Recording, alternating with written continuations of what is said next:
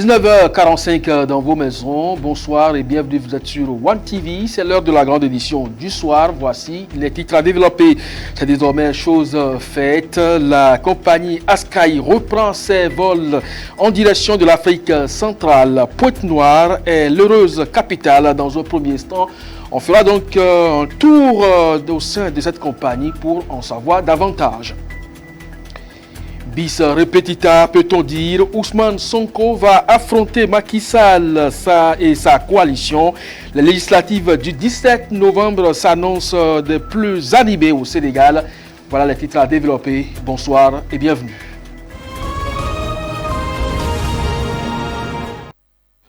Mesdames et messieurs, on ouvre cette édition par cette note politique. La deuxième session ordinaire de l'Assemblée nationale délocalisée à Accra, c'est du ce 1er octobre en présence des présidents des assemblées de Côte d'Ivoire et du Bénin. Sur les 113 députés, 95 ont pu honorer de leur présence cette cérémonie d'ouverture sur laquelle nous revenons.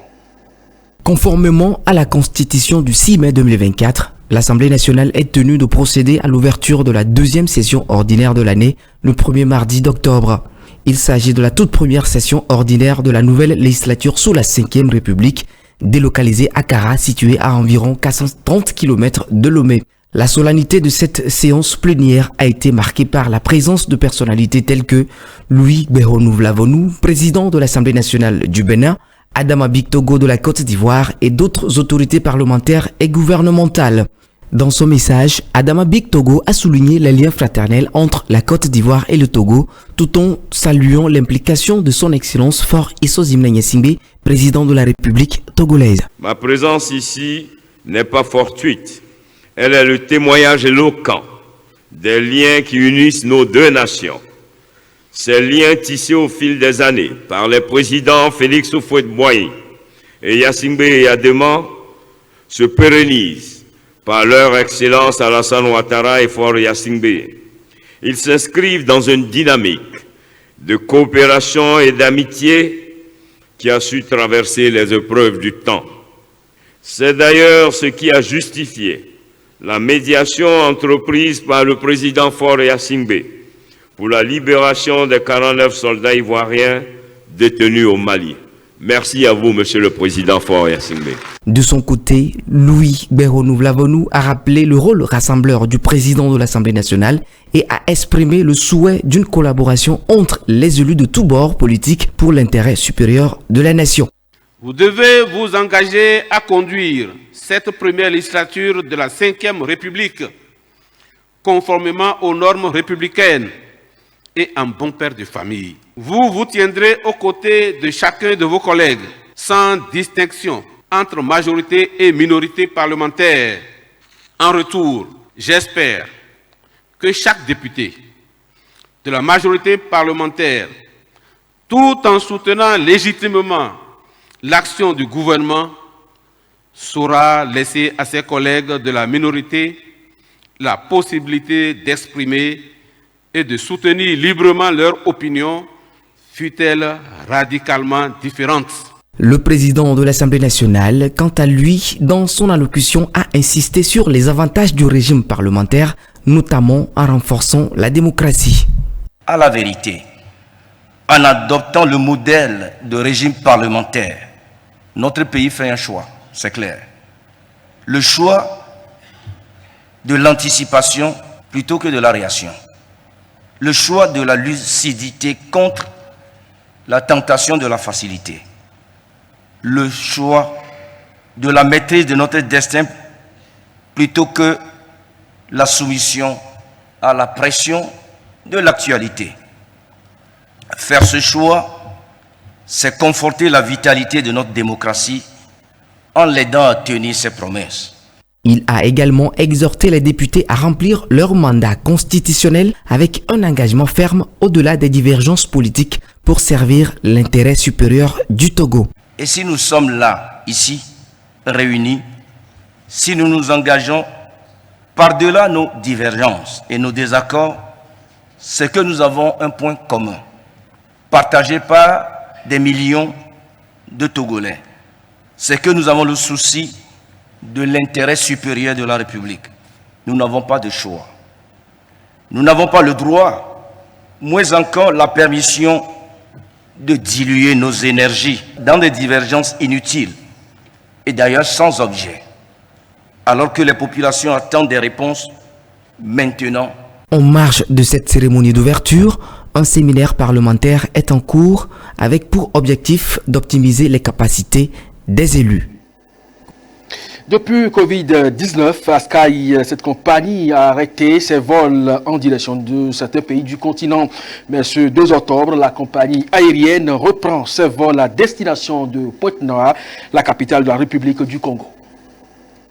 Coupure de ruban, coupure de gâteau pour symboliser la reprise des vols Askai vers Pointe-Noire en République du Congo. Les passagers à destination de Pointe-Noire peuvent désormais embarquer avec la compagnie aérienne Askai. Après un long moment de pause, cette reprise représente une promesse tenue. Pour Askai, la reprise des vols vers Pointe-Noire symbolise beaucoup.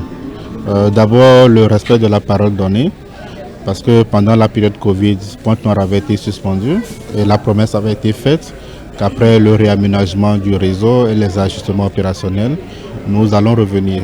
Donc pour nous, aujourd'hui, c'est l'accomplissement d'une promesse qui a été faite à ceux de Pointe-Noire.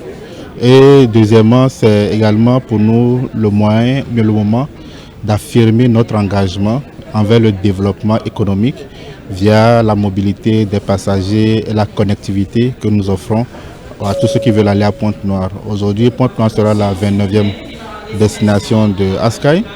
Donc pour nous, c'est un petit pas, mais qui a vraiment toute son importance, qui prouve que nous nous battons tous les jours pour couvrir davantage l'Afrique et relier les différentes villes entre elles, relier les différents pays entre eux, contribuer au développement du tourisme, de l'économie, de la culture et au rapprochement des peuples. Pour ce vol inaugural, plus de 50 passagers ont déjà obtenu leur billet pour rallier Pointe-Noire. Selon le directeur de la compagnie, le choix de Pointe-Noire pour cette reprise est purement stratégique. Le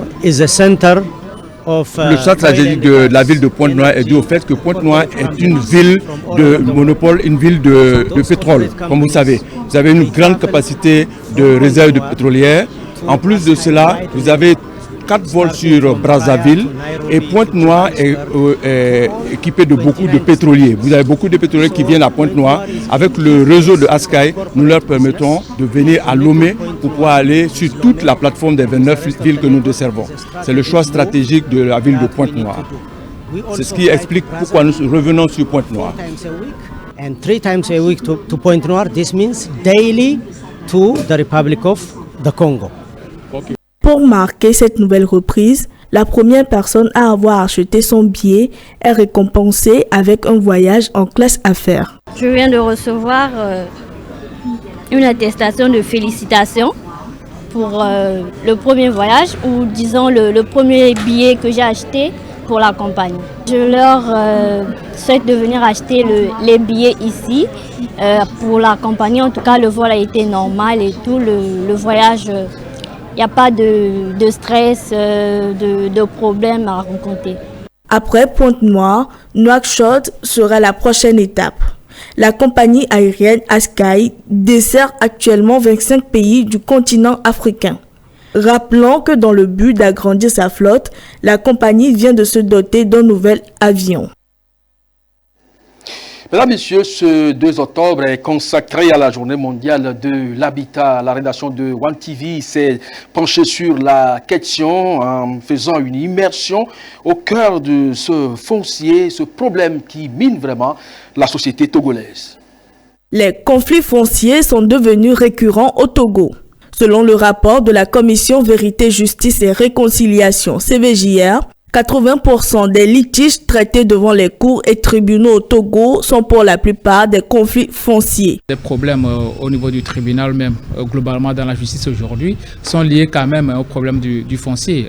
D'autres, c'est les doubles ventes, c'est les triples ventes, ou même au problème de propriété la plupart du temps. Ceci est dû du fait que bon, la terre n'appartient pas à l'État chez nous, la terre appartient beaucoup plus aux collectivités. Et quand vous savez que bon, ce sont des collectivités qui détiennent des terrains, des lopins de terrain, ça pose souvent un problème, d'autant plus que les héritiers ne sont pas uniques. Il y a plusieurs héritiers et même les collectivités, ça vient de plusieurs familles la plupart du temps. Donc ça pose un certain problème, ce qui fait qu'aujourd'hui, il y a beaucoup plus de problèmes au niveau du foncier, côté justice au Togo. Acquérir et jouir pleinement de ses droits de propriété foncière requiert des mesures. Au Togo, il faut suivre plusieurs étapes pour y parvenir. Aujourd'hui, si tu veux acheter un terrain, c'est assez facile. Je l'ai déjà dit, il y a les services requis pour pouvoir faire des enquêtes. Mais au prime abord, puisque le terrain appartient à des collectivités, il faut aller premièrement vers un chef traditionnel. C'est le chef traditionnel qui connaît les gens là qui habitent sa localité et qui connaît les vrais propriétaires terriens de sa localité. Il va mieux te situer. Maintenant, quand tu pars de là, il faut aller vers la préfecture pour voir s'il y a déjà quelqu'un qui a eu à faire des démarches sur ce terrain-là. Après, tu vas au niveau de la cadastre pour vérifier s'il y a quelqu'un qui a eu à déjà faire des démarches au niveau de la cadastre pour acquérir les 3 tampons, le bornage et autres là. Donc, ce sont ces 3 étapes-là qui sont les plus importantes à franchir avant d'acheter un terrain. Quant à la résolution de ces conflits fonciers, le gouvernement togolais a mis en place certaines mesures. Oui, la première mesure, c'est, je l'ai déjà dit, ils ont eu à former des chefs traditionnels. Aujourd'hui, il y a la maison de justice qui est créée un peu partout pour permettre à la population d'avoir accès rapidement à la justice en cas de ce genre de problème. Pas que pour les problèmes fonciers, mais pour tous les problèmes usuels, on peut approcher la maison de justice puisque la plupart du temps, beaucoup de personnes se disent que c'est assez loin d'aller au tribunal jusqu'en ville au niveau de la plage de Lomé ou bien même d'aller au niveau de la cour d'appel. Donc aujourd'hui, on crée les maisons de justice un peu partout dans les quartiers pour permettre à la population d'arriver en cas de contentieux à s'approcher de ces maisons de justice-là pour arriver à trouver solution à leurs problèmes. Il faut noter que pour devenir propriétaire de terrain au Togo et être en toute quiétude, il faut faire plusieurs enquêtes et obtenir les documents et justificatifs valables. Merci à Kaïté TV pour cet élément en direction le Sénégal. L'Alliance Taku Walou Sénégal a désigné Macky Sall tête de liste pour les élections législatives du 17 novembre prochain. Une fois le Sénégal s'avance donc vers une confrontation entre le désormais Premier ministre Ousmane Sonko, tête de liste de PASTEF, et Macky Sall.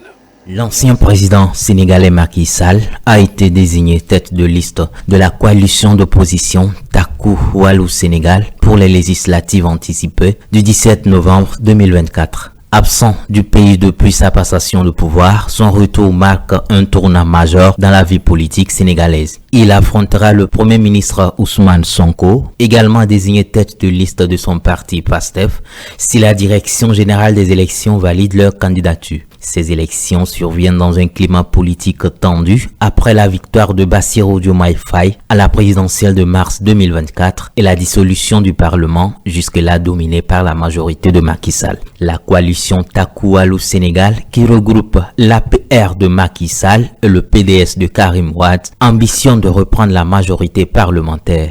L'enjeu de cette campagne législative sera crucial pour savoir si Macky Sall parviendra à reprendre le contrôle du Parlement ou si le président Faye et Sonko continueront à renforcer leur influence. Voilà, c'est juste cette information que se referme ce journal. Merci à vous de nous avoir suivis. Bonne suite de programme sur One TV. À très bientôt.